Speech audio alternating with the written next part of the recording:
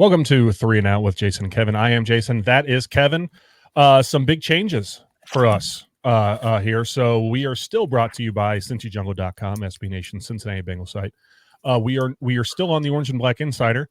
The entire Orange and Black Insider is no longer with SB Nation. We are now with Believe Network. That's BLEAV. And it's no longer Orange and Black Insider. It's called Believe in Cincy. So it's still the same cast. Kevin and I still on Three and Out. Anthony and John still doing Wednesday Night Live, OBI. Matt Minich still doing Chalk Talk. And Bengal Jim and all his friends still doing Bengal Jim and Friends Talk Football. So still the same shows. Great daily Bengals content all the time. Still roughly the same schedule. And the only difference is a new network, which is good. There's a lot of former NFL players and stuff like that we'll have access to, and it's good stuff. So really nothing's changing, just the name. But having said that, there's a lot changing with the Cincinnati Bengals right now. Potentially, probably not. We are on the eve. If you're watching live, we are on the eve of the NFL draft. Tomorrow, when this posts on OBI, it will be the morning of the NFL draft. Kevin, are you excited? I was. Yeah. The reason Kevin says he was excited, Kevin, take it away. Hendrickson has requested a trade, according to his agents. Yeah. I'll get excited again. This is not going to put too much of a damper on things. It sucks. It is a bummer, and it means nothing. The Bengals are not going to trade him because they would accept nothing more than a first. He's not going to get a first, not at his age. I get it. He wants more money. He's the one signed the contract. Yep. It is what it is. The Bengals are going to make him play. He will play. That's the end of the story. But it does suck. This is two major players we've had request a trade. Yep. It is in one offseason. Yeah, Higgins and Trey Hendrickson. So Trey Hendrickson, now that DJ Reader's gone, I think it's safe to say Trey Hendrickson is the best defensive player on the roster. Yep. Higgins is not. I mean, Higgins would be a number one wide receiver on 99% of teams. But yeah, it does suck. It does suck. It was out of left field too, because he did sign that extension through the 2025 season. That paid him, let's see, it added $5 million for 2023 and $16 million for 2024. But I think that, we were talking and stuff, and that money, correct me if I'm wrong, is not guaranteed. No, there's no more guaranteed money on his contract. Right, which is the issue, which is what Trey Hendrickson wants. And he's 30 years old. Who knows what could happen, and that's what they want. So it is frustrating. It's frustrating. It's the night before it's the night before the draft. You kind of feel like this was like a little, a stab in the Bengals' back a little bit, maybe trying to spur something to happen, another team to give them a call. You never know what could happen. But I think that you would agree with me if I said that I fully expect Trey Hendrickson to play every snap for the Bengals over the next two seasons. Yeah, I think it's almost guaranteed. The Bengals don't play ball. They can't be bullied. They can't be pushed around. They are more than willing to hold you to the contract, whether you like it or not. Yeah. It is what it is. I also personally don't think they're wrong in this. This is the gamble. Hendrickson was getting older. He wanted guaranteed money. The Bengals gave that to him in the form of an extension. He had his best season ever last year, which is how the gamble paid off in favor of the Bengals. Had he not had a good season, it would have paid off the other direction. This is the nature of the business. Right. And while I don't resent T for wanting to get paid, this feels to me like a move in bad faith from Hendrickson and his camp. I'm just going to be honest with you. Well, I'll tell you what, his agent, let's see, Harold Lewis said our number one goal is to get a long-term commitment from them. If we can't, then we are asking for a trade, and hopefully if he gets traded, that's what we do. Get a long-term commitment from somewhere else. And then Kelsey Conway said that Hendrickson is hopeful the Bengals reconsider and give him a long-term deal. If not, he wishes to be traded. Trey is also considering retirement. I think really There's that's no way. No. I think that's something that somebody says when they say they want to trade. I'll retire. No, you won't. Yeah. No, you won't. So let me get this straight. He wants more guaranteed money, but if he doesn't get guaranteed money, then he will get no money at all. Cool. Right. Cool. Yeah. I buy Doesn't it. make sense. Yeah, I think it's just language that players use or agents use to try to get something to happen. And it wouldn't surprise me at all if somebody that's in need of a defensive end who doesn't want to take a chance on a rookie that says, hey, we'll give some. It wouldn't surprise me if we got a call. But for a 30-year-old defensive end, even though he is coming off the best year of his career, are you going to give a first-round pickup for a guy on the wrong, entering the wrong side of 30? No. Absolutely not. But the Bengals won't accept anything less than a first-round pick either. They Because are they're in getting that win-now production. mode. They want a Super Bowl in the next 2 years. Right. And they are not going to let go of Henderson because he is a major piece in that puzzle. Yeah, and it's not going to be like, well, I'm not going to try hard. That's not going to happen. These are professional athletes. They know it's coming. I think the big thing is maybe he doesn't show up to camp, which does cause problems. I don't want him showing up and being slow in the beginning of the season or whatever. He has not shown up to camp in the past, and that's just something he negotiated separately with the team. Yeah. So, it is what it is. The question I do have for you, though, is do you think there's a chance that this puts Edge on the team's radar at number 18? Absolutely not, but it is the reason it was on their radar last year. That's why we drafted Myles Murphy. Yeah, it makes sense. It absolutely makes sense. Nobody saw that move coming. Yeah, nobody saw that move coming. Everyone was shocked by it. And now that we see how it is behind the scenes, at least a little glimpse behind the curtain, it is 100% the reason we drafted him. I saw a funny, kind of like a meme thing, and it was Trey Hendrickson as the character in Dark Knight Rises that says, "I'm in control," and then Mike Brown goes, "Do you feel in control?" Sure. So Carson Palmer, T. Higgins, all this guys. The Bengals are a team that they have you under contract. They're not going to deal you unless they absolutely have to. And in the Carson Palmer case, you can't pass up 2 first-round picks for anybody. But Trey Hendrickson will be a Bengal in 2024 and 2025 probably, unless he really decides, hey, I'm going to stick with my guns and I'm going to retire. That's the only chance he has of really forcing the Bengals' hands is retirement, and he's not going to do it. He's 30 years old. No, it's not going to happen. Not going to happen. All right. So if we both realistically think that Edge is not on the table at 18, what is? I think they went Byron Murphy. I think if Brock Bowers fell, he would be an option. I think 90% we go safe, we go tackle. Okay. All right. I think of the positions that are realistically an option at 18, I think Brock Bowers is the most unrealistic, but if he's there, you take him. Defensive tackle, offensive tackle, corner, and I think a sliver if everything goes off the rails of wide receiver. A sliver wide receiver. If the right guy's there. I mean, I've run 1,000 mock drafts in the last month or two. There is no wide receiver. Literally, the only time it ever made sense is one time Odunze was available. Mm-hmm. And at that point, maybe the Bengals jump on that. They are not drafting a wide receiver. They'll draft Arnold, I think, or Quinion Mitchell. Yeah. Before I think they'd even look at Cooper DeJean before they consider a wide receiver. They're not paying T. Higgins that kind of money so that they have to draft a wide receiver in the first. No, I agree. I do agree. I think, the only shot they have at drafting wide receiver in the first is if everything goes bad or they trade back first, maybe. But only in a trade back. I can't see. Honestly, I get what you're saying about the everything goes bad. I don't think it can. But if that's go the case, that you trade back. We're not at 30. We're at 18. No matter how you run the numbers, there's somebody there who's not a wide receiver. No, I agree with you. If I had to pick, if you had to make a guess right now, gun to your head, what position the Bengals will select, what would you say it is? Offensive tackle. Okay. All right. I think it's mostly likely Mims. Okay. Why Mims? They've just been linked to him over and over again. There's been a bunch of stuff linked from Bengals insiders about how highly they value him. If other teams feel the same way, Mims might be gone. But I think offensive tackle in this class is the safe choice and is never going to be the wrong choice. I do think Byron Murphy would be above a lot of those tackles. But is he going to be there? I don't know. You keep seeing him fall.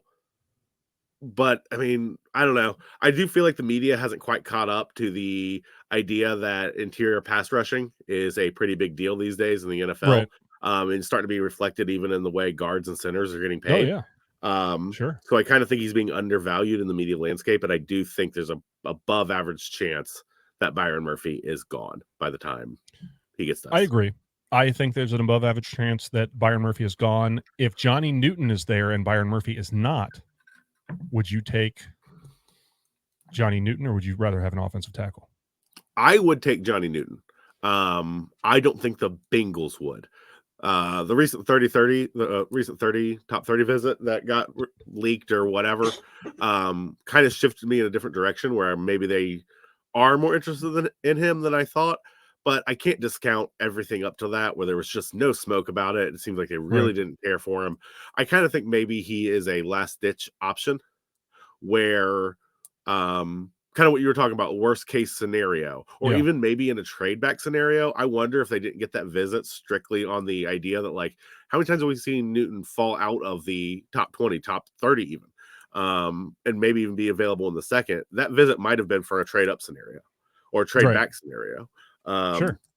So I think if Murphy's not there, if Bowers isn't there, then it's a tackle. Or cornerback. Cornerback, low key, if it's the right guy, is the correct choice, and the fan base can revolt all they want. I mean, they all have pluses and minuses. Like obviously the plus of the offensive tackle is you have Orlando Brown Jr., you have Trent Brown as your bookend tackles, but Trent Brown hasn't played a full season, I think, except for once, and it's been a while. And those are big guys, and it's tough to stay healthy for an entire 17-game season. So, if, you might not go on IR or anything, but you might miss a game or two here, and it would be nice to have a guy to slot in that you can trust. Sure. You know what I mean? That you don't miss a beat. And then obviously Trent Brown is gone after this year, probably.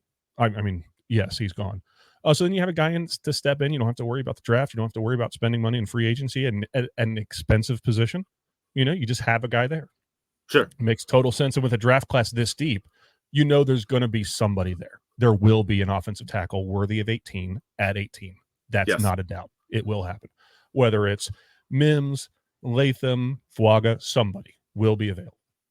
Probably more than one. Now, defensive tackle is my pick just because Newton and Murphy, I just think those two guys, especially Murphy if he's there, Murphy has shades of Geno Atkins, and that's something that we haven't had since Geno Atkins. You know what I mean? And a rotation of Sheldon Rankins, B.J. Hill, and Byron Murphy would be terrifying for defensive ends or for interior offensive linemen. Then you got Hendrickson and Hubbard on the outside and Murphy. Sure. And that's just a terrifying defense, and you're not even sending pressure from linebackers or you know what I mean? I mean, that's just so. Is this who you would like them to pick, or who you think they will pick? No, that's who I would like. I do agree with you. I agree. I want Murphy. Murphy's I do. My target. I say that the safest pick is offensive tackle because there's going to be a guy there, and you don't have to trade up to do anything crazy. There's going to be a guy there that could start probably for you this year that you don't even need to start. If Murphy's available, I want Murphy. If not, I'd say offensive tackle. Sure. Right. Do you take Bowers over Murphy? I would take Bowers over everybody. If Bowers is at 18, that's the pick for me. I'd run to the podium and throw it at Commissioner Goodell. 100%. Sure.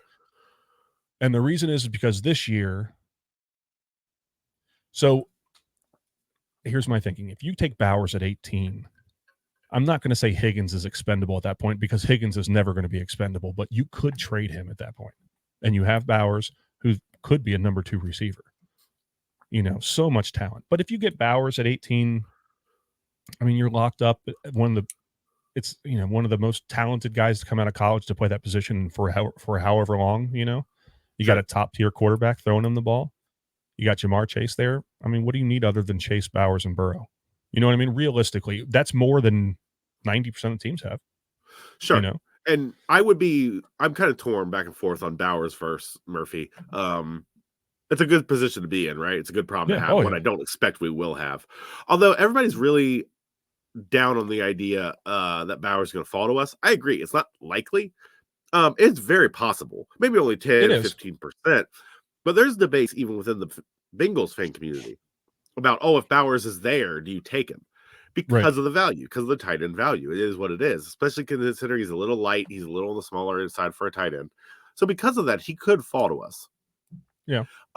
If the Bengals knew for certain that there was a day 2 top day 2 pick for T. Higgins waiting out there for them, then I feel like that probably would cement taking Bowers both for them and for me. I just don't think that's likely. No, I don't think so either. I don't think it's likely either. I do agree with you. You know, Bowers is a little bit small for the position, and he's not a true tight end. He's a slot receiver. You know what I mean? He's going to play out of the slot a lot, but guys that big shouldn't move that fast. You know what I mean? And he's got Travis Kelce written all over him, and I mean, you know, how could you pass that up? If he's not there, Murphy is my pick. If Murphy's not there, you take the best offensive tackle available. If they're not there, you're in trouble because something terrible has happened. You probably want to trade back. But like you said, if they're not there, Arnold or Cooper DeJean. Quinyon Mitchell. Or Quinyon Mitchell. You take Quinyon Mitchell would be my pick. Okay. I'm not. 18, I don't think love. He's back a little bit. I think he's back a little bit. If it was me, I think DeJean's back a little bit.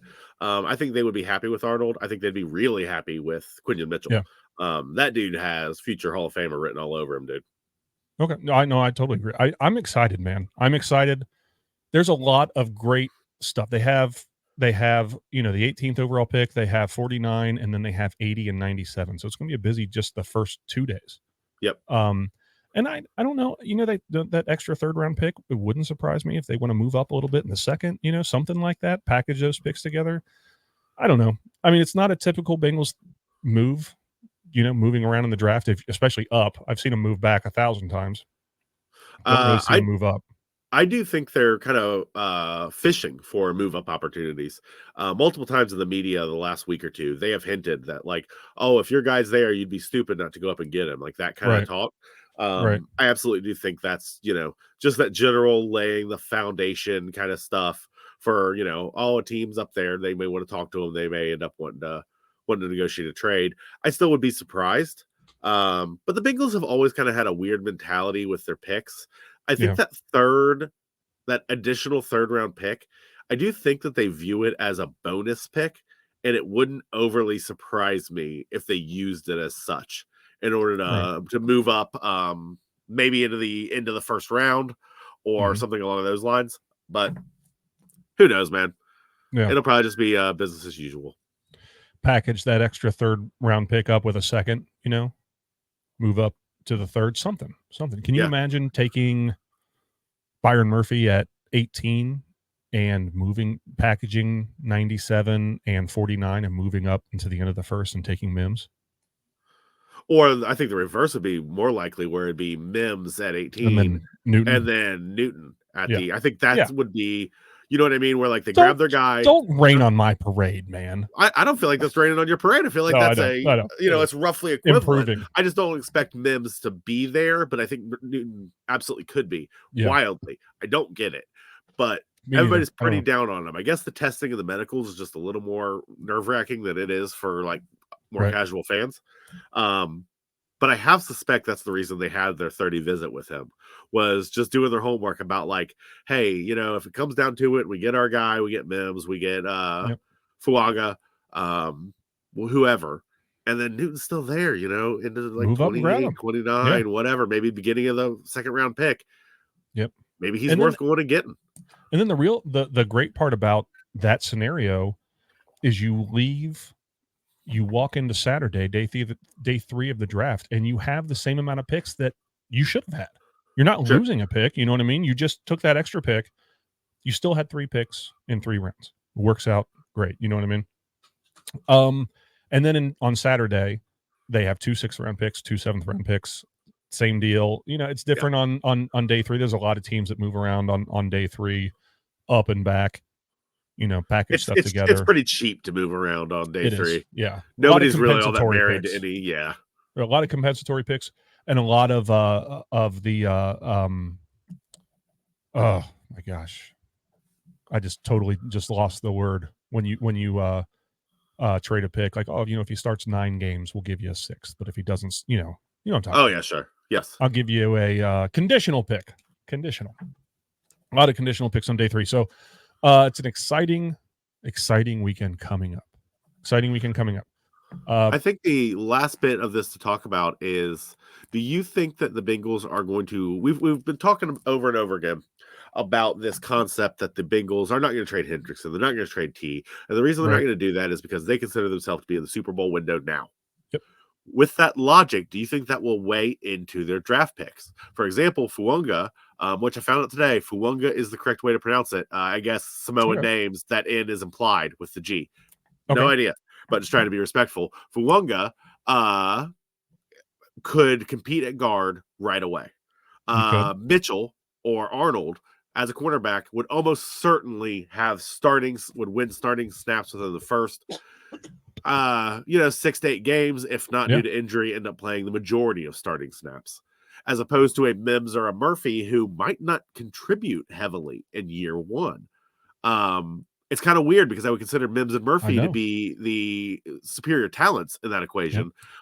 But based on where the Bengals are, the first two I mentioned, or people equivalent to that, might end up being the picks. Do you think that the Bengals will weigh that as far as I that's a really, because that's the rub, right? Is you're talking about like, hey, we want the best player available. We want BPA. Is BPA going to help you win right now when your window is open right now? Right. Maybe not. You know what I mean? If you had to do it's BPA, but it's BPA only by a few, one direction or the other. Like, I mean, Mims and Quinton Mitchell can't be that far away from each other on the board. I'm sure they're not. Do you know what I mean? Like, right. And I'm sure whoever they have as their highest tackle available to them, he may not be that far away from Murphy. You know what I mean? So, what you're saying is if Byron Murphy is there and Fuanga, there's an N in there? Yeah. Okay. Fuaga is pronounced Fuanga. Okay. So what you're asking me is if Byron Murphy is available and he's going to be in a rotation, right? Or if Fuanga is available and he could start at left guard in year one and then possibly move to right tackle in year two. I don't know. Right now, I don't know how to answer that question. There isn't a right answer. I just think it is something that I don't think I've seen given enough weight to the Bengals' decision-making process. Because if you're just looking at pure talent, it becomes really clear, I think, to a lot of people at least. I mean, everybody has their own opinions, but you can easily look at it and go, well, these are the people with a higher ceiling. Right. Okay, great. Absolutely great. Can they contribute year one? And I do think that if there's two players and they're within a few spots of each other on the Bengals board, I think contributing year one could be a major component, which is another reason I think cornerback is a dark horse candidate. I think there's a 20-25% chance we walk away with a cornerback. And that would be the most Bengals thing of all time to do. It's like, let's see, we need an offensive tackle. We need a defensive tackle. Let's take a first round cornerback like we always do. But you know what? It wouldn't be a bad pick because think about Cam Taylor-Britt on one side, and let's say it's Arnold on the other side, right? And then you put DJ Turner's your best CB4 in the league, maybe. Yeah. And then Mike Hilton is your slot guy. Jalen Daniels is behind him. That is a crazy second. And we haven't talked about safety. You have Von Bell back. Yeah. You have Geno Stone. Battle on his way up. Yeah, you still have I'm not going to mention Tyson Anderson. You still have Dax Hill. You still have Jalen Battle in there. That's an incredible secondary. Yeah. You know what I mean? Incredible secondary. You can't really go wrong. So I got you, right? I understand what you're saying. The question is do you want an offensive tackle who or anybody who may not play that much? I don't know, man. That's tough because I personally would rather have Byron Murphy than Arnold, but understanding Byron Murphy may play 600 snaps in his rookie year versus Arnold, who maybe plays 1,200. Yeah. That's a tough, I don't know, man. I don't know. It's when you add that in, it makes it too complex for my brain to handle anymore. I agree. I don't want to talk about this anymore. Let's change. Well, and that's for me, that is why, and who knows how the Bengals feel, but for my own personal evaluation, it is Arnold or Mitchell as far as quarterbacks are concerned, and really nobody else. Because it's not so much about, like, at that point, you're getting a top 10, maybe top 12 talent at 18, and you just can't turn it down. Otherwise, I'm going to go for something with with a little harder to obtain, because I do think you can get a starting level quarterback in the second or third, not CB1, but starting level. I don't think you can get that with a defensive tackle, for example. So I'm going to lean No. Murphy in that situation. But if Mitchell or Arnold are there, I think you have to have that discussion. Sure. So here's my question for you then is over the last 3 years, the Bengals have drafted Dax Hill and Myles Murphy, neither of whom played much in their rookie seasons. Now, obviously, Dax Hill's been kind of a hot button issue because we came in expecting he's going to be Jesse Bates, and he's not. I don't even know if he's a safety, to be honest with you. I mean, he may be a slot corner more than anything else. I don't know. Myles Murphy, we saw potential there and stuff like that. Would you have, like, looking back now, would you have rather them? Obviously, 2020's, or hindsight's 2020, but looking back where Dax Hill and Myles Murphy are right now, would you have rather take someone that would have had a more immediate impact than both of those guys? Yes, but that's a loaded question because I don't now I'm going expect to turn either around one and of them ask you. because it's not a year one question, especially Dax Well, I Hill. know. It's like would I have rather had that first round pick Right. make any kind of impact Yeah. at all, period, across the Right. entire course of their contract, which is what it's looking like with Dax Hill? Right. Yeah, I probably would. So it is a loaded question with Dax Hill because that the whole career arc with Dax Hill's been all over the place. So maybe that's a bad quote. Let's say he was a good safety. He's a good safety. Would you still have taken that pick, or would you have rather had somebody to step in right away and help win that Super Bowl? You know what I'm saying? Yeah. So Dax Hill. So like we go to the Super Bowl with Jesse Bates and Von Bell with Dax Hill on the bench. And let's pretend, like I said, he's starting safety. He's a good safety. Would you have rather had somebody in 2021 that could have contributed in some way, like an offensive lineman? Think about the offensive line that year. Yeah, I mean, I probably would have. Yeah. Imagine if but that's that 2020 stuff, man. Because the Bengals would never like I said, do it. But I don't know who was available at the time. Right, I don't know. We grab the best guard possible in the first round. Like we probably win that Super Bowl. You know what I mean? Like we probably do. Yeah, yeah. So, and you'd still have the same safety problem right now. Yeah, that you already had. Right.